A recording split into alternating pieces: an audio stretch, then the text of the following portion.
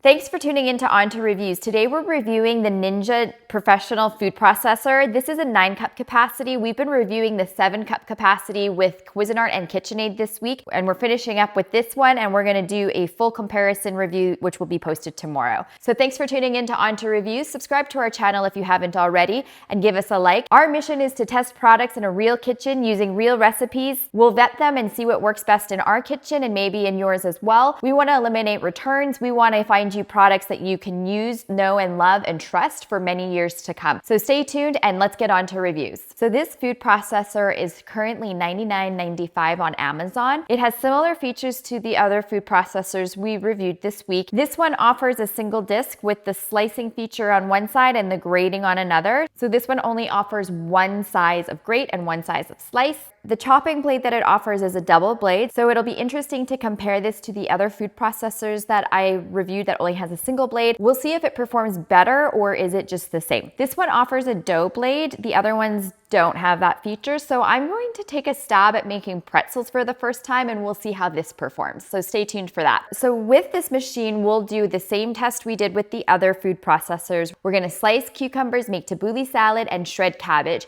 and see how they perform and compare. So let's get started and slice the cucumbers. So this one has a button release for the lid. You just turn it on that 45 and you release it. It has a silicone seal that grips the container quite well. I'm not sure that's something that I would even want because it's another silicone piece to remove and clean. That can probably get a little gunky. The top is a nice clean design. It has a large opening for the food pusher. So as you saw in my other reviews, I wasn't a fan of the Cuisinart Pro Classic where you had to cut your pieces of produce into small pieces to feed it into the feeding tube. This one is big, so that is good. Easy to clean. The container just needs to be turned on a 45 again and released. This function is actually easier to use and line up than the Cuisinart. For whatever reason, the Cuisinart I feel is a little bit clunky. This one is super simple and it glides in easy, so that's good. Let's just remove the chopping blade and we're going to put the slicing blade in. This is the stem and you'll just make sure that the blade is up. Put that in, put the lid back on.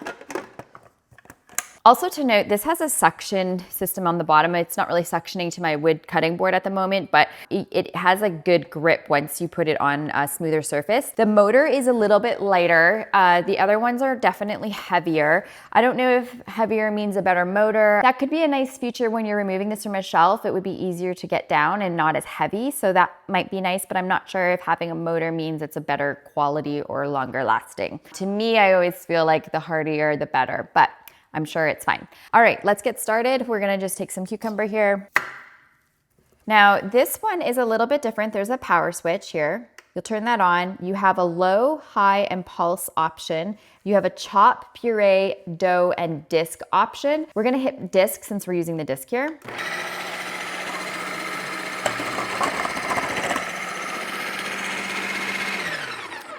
All right, that one went on an angle, so I got some funky shapes here, but let's just take a look.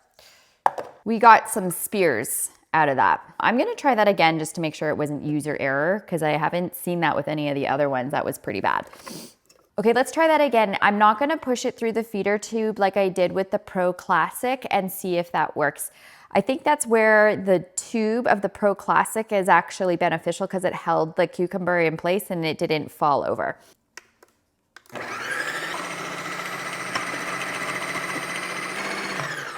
It did a better job in terms of keeping it straight. It kind of got dragged to the end and couldn't go anywhere. So you do get some slices here, but more inconsistent than the other ones. So far I'm not really loving their slicing feature for cucumbers at least. I don't think it's comparable to a mandolin if you want consistency. If you want convenience, however, and you don't care about getting like little pieces in there, then this might be sufficient. Okay, let's make sure the grating blade is face up.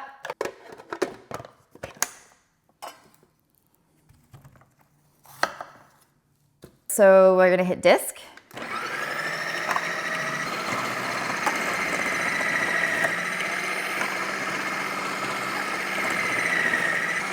Okay, so this one has collected cabbage in my lid, cabbage on the top here. It's actually kind of nice to give you these little holes to grab the blade out. So I have these cabbage pieces sitting on top which, you know, happened on the first two that I reviewed. And already I can see there's some smaller pieces here and then there's some bigger chunks. So that's a little bit of a fail for me. Okay, next up is the tabbouleh salad. We'll take the stem out, put the double blade in. We're gonna add some cucumber, tomato, parsley,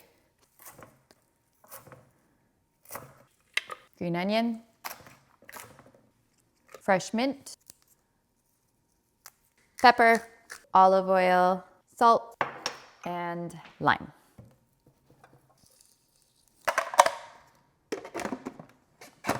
We're gonna make sure this is on. It looks like this will default and turn off when you're not using it, which is probably a nice safety feature. We're gonna hit chop. This has an auto IQ feature so that when you hit chop, it's gonna do a pulse for you. And if you want it a little bit further, you'll do it again. If you want it more like a mince, you'll hit the button again. If you wanna have more control, you can hit the low or high button to continuously move the blade, or you can manually pulse using this button here. So that's something interesting for this food processor. It takes a little bit getting used to. Personally, I think that I would prefer to have more control using the pulse button, but I'm sure it has its benefits. Let's take a look at how this did. This did actually a really nice job. It has a good delineation of ingredients. I will say if those suction cups are not stuck to anything, it's a little bit of a hassle to get the container off the base because the base wants to kind of go with it. Okay, so far I wasn't so impressed with the slicing feature for the cucumbers, and the grate for the cabbage was a mix of a mince. You did get some longer shreds in there, but however, you did also get some big chunks, so I didn't think that did a great job either. I think it did a really good job for the tabbouleh. There's some nice texture in there. It's not just a soup that was made, so maybe the double blade is a good feature to have. So let's try the dough feature next and see how that works. Okay, we got the flour, salt, and sugar added for our pretzel recipe. I'm gonna put the lid on here. Now we'll add the liquids to this. So let's get started. We're gonna use the dough setting.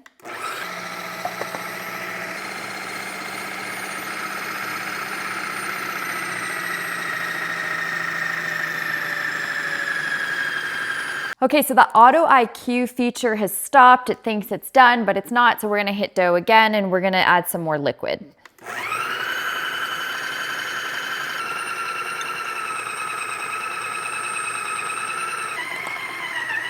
You can hear it kind of coming together. Okay, let's see, it thinks it's done. I think once I get this out, it will become a proper dough ball. Let's check it out. I think I added a little too much water, but overall, that was kind of neat. I think that's a nice added feature to have if you were to use it. All right, so working with the 9-cup Ninja food processor has been interesting. I think the dough feature was really fun and it actually worked. This did a really good job on the tabbouleh. It had texture to the salad, which I think is really important. The slicing feature was okay, but you don't want to use the feeder tube, it would seem. And the grating feature did an okay job as well. You got a combination of a mince and also you had some texture with a shred, but it was a little inconsistent to be anything that would be professional grade, I would say. So overall, for $99.95. I think this is a good machine. I think it has a lot of features. The auto IQ feature was sort of nice, but it wasn't super intuitive either. So I'm not sure, again, is that another selling feature that the Ninja is trying to offer? I think this was a good food processor. If you want a little bit more features like the dough, this could be something that would work for you. It's a little bit larger, so you can do a little bit more heavy duty. This could be a good investment if you don't want to invest in something small and something large. Maybe it's a good in-between for you. Thanks for tuning in to OnToReviews. I hope this was helpful for you. Please subscribe if you haven't already, and stay tuned for tomorrow. I will compare all 4 of the food processors that I just reviewed, and we will see which one is the winner. Thanks again, and see you soon.